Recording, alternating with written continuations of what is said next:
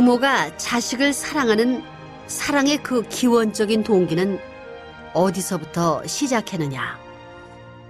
남자, 여자를 중심 삼은 사랑은 변하는 사랑인데 거기서 태어난 아들, 딸을 중심 삼은 사랑은 왜 변하지 않느냐? 이것은 그 남녀를 중심 삼은 사랑에서 되어진 사랑이 아닙니다. 변하지 않는 사랑은 횡적인 부부의 인연으로 되어진 것이 아니라 종적인 어떠한 흐름의 기원을 통하여서 관계되어진 것임에 틀림없습니다.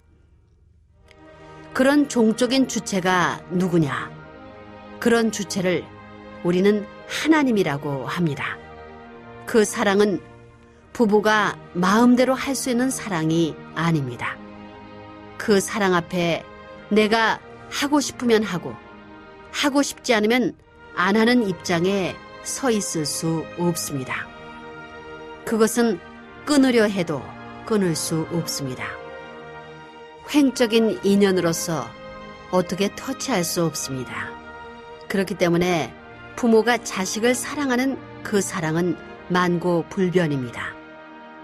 오늘날 민주사회에 있어서 개인주의 사상이 팽배한 이때에 자식들이 하는 말이 신세대와 구시대는 차원이 다르다고 하지만 자식들은 그렇게 변했지만 그 부모의 마음은 구시대니 신시대니 부르짖는다고 해서 너 그러니 나 그러자 하게 되어 있지 않습니다. 부모의 사랑은 그렇지 않다는 것입니다. 그것은 동물도 그렇습니다. 새끼를 사랑하는 데 있어서는 자기의 생명을 초월하는 것입니다. 그러면 그런 사랑은 어디에서 왔느냐? 나 자신이 제1의 어떤 상대적인 결과의 존재라면 그것은 제1의 어떤 힘의 인연 가운데서 온 것입니다. 그것은 우리 인간으로서는 터치할 수 있는 것이 아닙니다.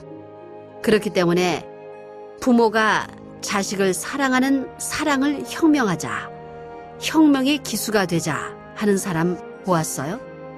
만약에 어떤 부모가 이 사랑을 혁명해서 인류 역사를 개조해 버리겠다 해가지고 나는 부모는 부모지만 자식을 사랑하지 않는다고 주장하고 나섰다고 합시다. 그렇지만 그 부모는 자식의 배꼽이 떨어지는 순간 자식을 사랑하는 마음이 자연적으로 발생할 것입니다. 모든 생물은 어떠한 고하를 막론하고 자기 새끼를 사랑하지 않을 수 없게 되어 있습니다. 그것은 절대 성을 찾아 나아가는 데 있어서 절대 그 자체는 못 되지만 인간 앞에 제일 가까운 고임돌은 될 수 있습니다.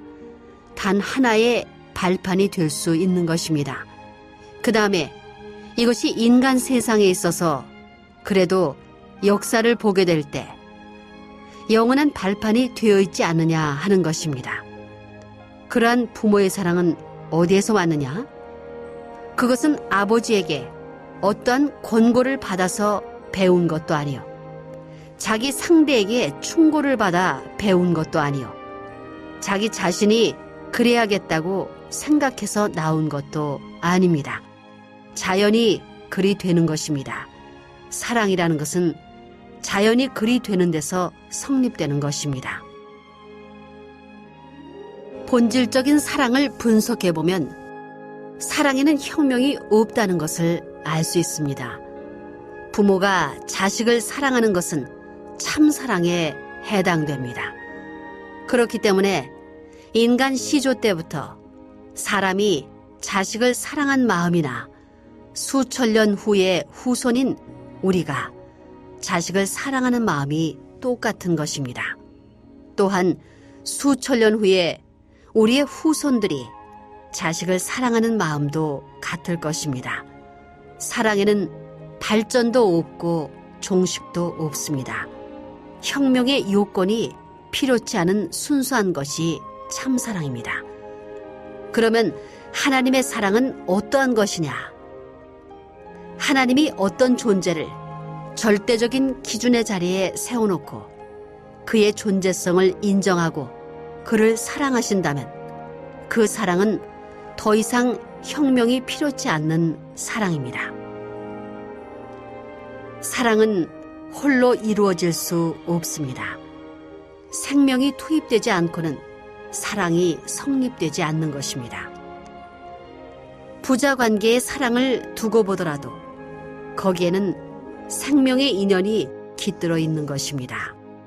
이처럼 생명의 인연이 남아있는 한, 생명의 인연 속에서 소원을 갖고 있는 한, 거기에는 반드시 사랑의 인연이 남아지는 것입니다. 생명의 인연을 떠나가지고는 사랑의 관계를 맺을 수 없다는 것입니다. 그러므로 사랑에는 반드시 생명의 인연이 투입되어야 하는 것입니다. 또 생명을 얼마만큼 투입해가지고 사랑하느냐에 따라 보다 가치 있게 느끼느냐 안 느끼느냐 하는 문제가 결정되는 것입니다. 예를 들면 자식에 대한 부모의 사랑은 그냥 그대로 생활적 인연만을 통해서 하는 사랑이 아닌 뼈골에서 우러나오는 사랑인 것입니다. 잊으려 해도 잊을 수 없고 끊으려 해도 끊을 수 없는 사랑의 마음을 부모는 갖고 있는 것입니다.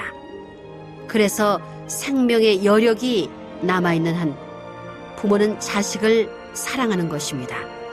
자식과 생명의 인연이 맺어져 있다는 것을 느낄 때 부모에게서는 자식을 사랑하는 마음이 자연적으로 우러나오는 것입니다.